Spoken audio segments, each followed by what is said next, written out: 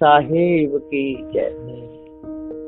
बंदी छोर सदगुरु श्री कबीर साहब जी, मेरे हृदय मंदिर के आराध्य सदगुरु श्री महंत साहब जी, पूजा के योग्य सभी संत समाज में चरण कमलों में सिर झुका के तेरे बार बंदी करता हूँ। बोलिए श्री सदगुरुदेव की जय। बंदी छोर सदगुरु श्री कबीर साहब जी का लक्ष्य भ्रम भूल कल्पना और विषय वासना से अलग था। जिसको भी बताते थे कहते थे भाई ये दो जाल महाजाल हैं, इन जालों में जो भी फंसेगा उसकी हानि होगी, चाहे वो नर हो या नारी हो, बूढ़ा हो या बच्चा हो, कोई भी हो।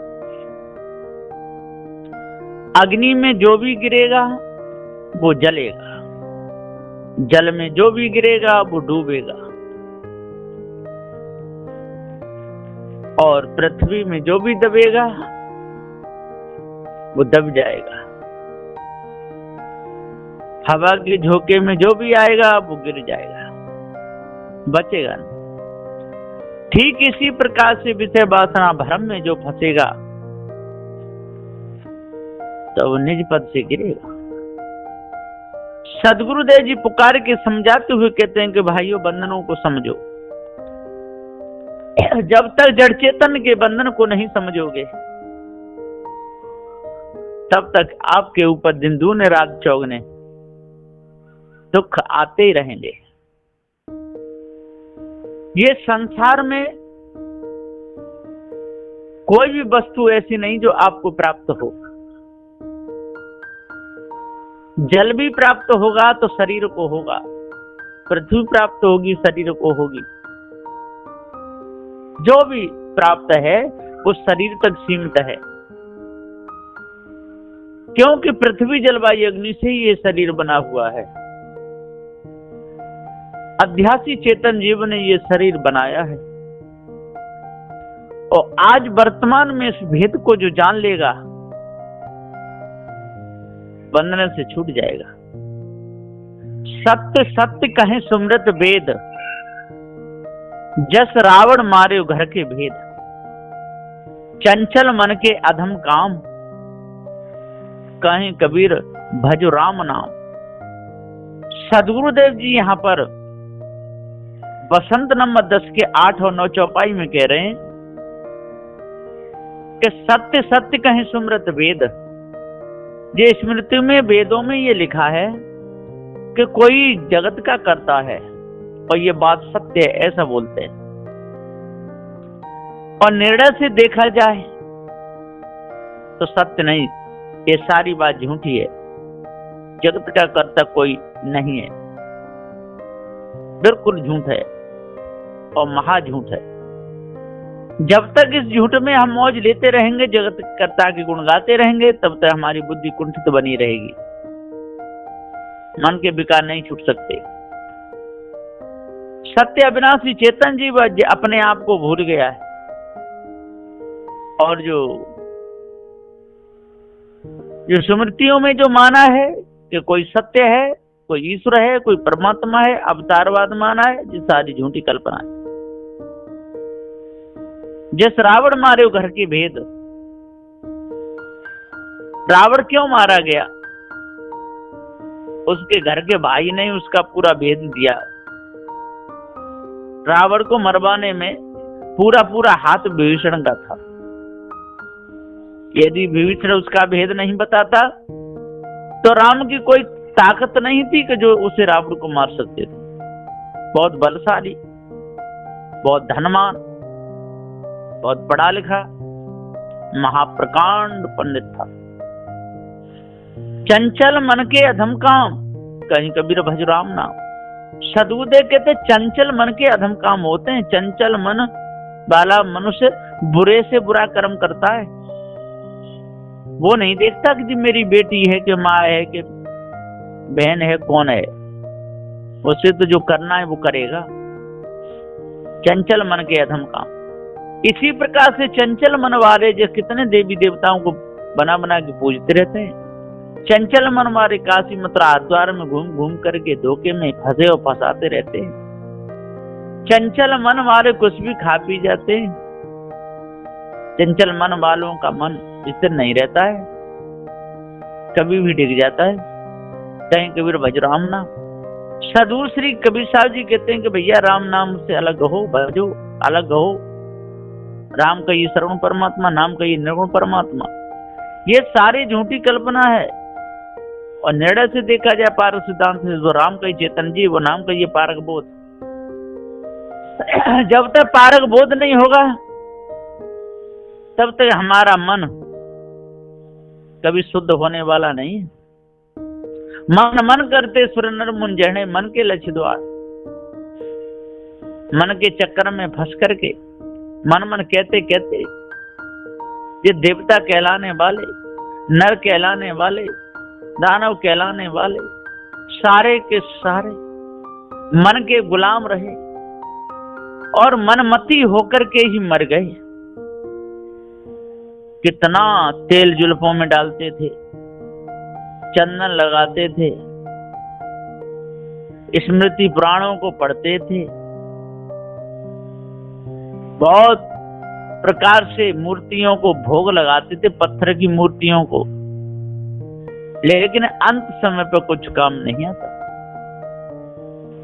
इसलिए सदगुरुदेव जी कहते हैं अपने आप को जानो। अब दिनाचार मन धरो धीर, जस देखें तस कहीं कबीर। जैसा देखते हो तैसा करते हो। अरे धीर धरो, दिनाचार का ये चार अवस्था ये धोखे में निकाल देते हो। भोगते भोगते, खोजते खोजते, चलते चलते, बोलते बोलते पूरा समय आपका निकल जाता है। संसार में विषय में आनंद लेते लेते पूरा समय चलता, लेकिन कुछ मिलता नहीं और मिलेगा भी नहीं। और जिसको खोज रहे वो है भी नहीं, और जिसको चाहते हो वो आपको मिलने वाला नहीं है ना। जो भी प्राप्त होगा आपको शरीर तक होगा। जो भी खाओगे शरीर में खाओगे, जो भी पैरोगे शरीर में पैरोगे। आपका तो जब शरीर छूटेगा आध्यात्मिक जीव निकल जाएगा। इसलिए सदगुरुदेव जी कहते हैं कि उन कर्मों को सोच समझ करके करो। कोई भी कर्म करो, सोचो समझो विचारो तब करो। और बिना सोचे समझे निर्के परखे करोगे तो बंधन खड़ा हो जाएगा। बहुविध प्रजा लोग तोड़, सारे संसार के लोग तोड़ फोड़ में लगे हुए हैं। सदगुरुदेव जी कहते हैं तेही कारण चित्त ढीठ मोर। आप लोगों से मेरा चित्त तो बहुत ढीठ हो गया है। मैं आपसे मेल नहीं करना चाहता, आपसे मिलना नहीं चाहता, आपके कर्मों में शामिल नहीं होना चाहता, क्योंकि आपके कर्म गंदे हैं। लोग कहते भी थे साधु श्री कबीर साहब से कि आप हमारे कारोबार में शामिल नहीं होते हो। सदगुरुदेव कहते हैं आपके कारोबार ऐसे नहीं कि उनमें शामिल हुआ जाए। अब आप देवी की पूजा करोगे, बकरे काटोगे तो आपके कारोबार में शामिल कैसे हो सकता हूं? आप मुर्दा मूर्ति को पूजोगे, जिंदों का अनादर करोगे तो मैं आपके कारोबार में शामिल कैसे हो सकता हूं?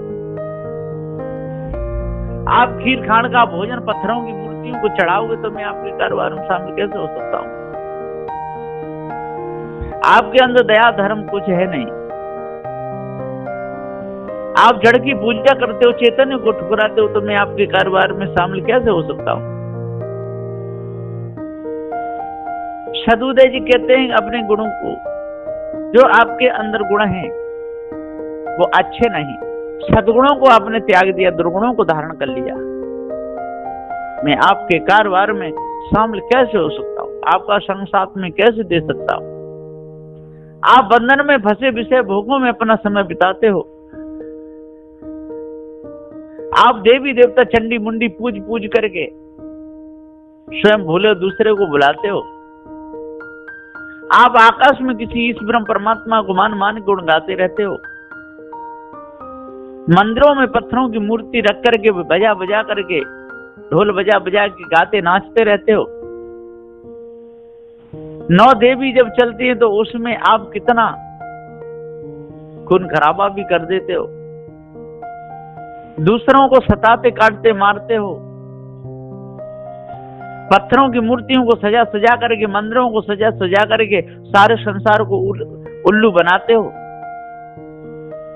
मानवता आपके अंदर जरा भी नहीं है। मैं आपके कारोबार में शामिल कैसे हो सकता हूं? सदगुरु श्री कबीर साहब जी का कितना बड़ा हिस्सा। सदगुरुदेव ने सबका अच्छा सोचा। बंदी छोर सदगुरु श्री कबीर साहब जी कभी किसी का बुरा नहीं चाहते थे। जिसका भी चाहते थे तो भला ही चाहते थे। कभी भी सदगुरु श्री कबीर साहब ने किसी से नहीं कहा कि आप मैं कहूं वही बात को मान लो। सदगुरु ये कहते थे निर्णय करो, विचार करो, जो भी कर रहे हो करो, लेकिन सोचो समझो विचारो तब करो। जिसके भी गुण गा रहे हो पहले सोचो विचारो समझो वो है कि नहीं। जिसको भी भोजन करा रहे हो वो भोजन पाता है कि नहीं। जिसको पानी पिला रहे हो वो पानी पीता है कि नहीं। विचार करो। जब विचार करोगे अपने आप आपके विवेक विचार रूपी नेत्र खुल जाएंगे। आप सत्य असत्य के निर्णय करने में समर्थ हो जाओगे। आपको पूरा पता चल जाएगा कि क्या सत्य है क्या झूठ है। और झूठ के सत्य के बारे में पता चलते ही आप फिर उस बुरे कर्म को कभी नहीं करोगे जिसके द्वारा अंतःकरण काला होता है, जिसके द्वारा मन गंदा होता है। आप 4 वेद 6 7 18 प्राणों के चक्कर में कभी नहीं फंसोगे। आप 4 फल 4 मुक्तियों के प्रलोभन में कभी नहीं आओगे। आप 8 सिद्धि 9 निधियों के प्रलोभन में कभी नहीं आओगे। आपको पार ज्ञान होते ही उन कर्मों को करोगे जिन कर्मों के द्वारा अंतःकरण निर्मल होता है। उन कर्मों को करोगे जिससे अपनी भलाई हो, दूसरे का भला हो। आपको पता चल जाएगा। ज्ञान बोध विचार में आपका पूरा जीवन रहेगा। ना गलत जगह जाओगे और ना किसी को गलत बात बताओगे। सत्संग में आपका मन लगेगा। चेतन पूजा में आपका मन लगेगा। पार की संतों का संग करके जड़ चेतन के भेद को जान करके और सदा सदा के लिए बंधनों से छूट जाओगे। ऐसा निर्णय है बंदी छोर सदगुरुदेव का। बोलिए श्री सदगुरुदेव की।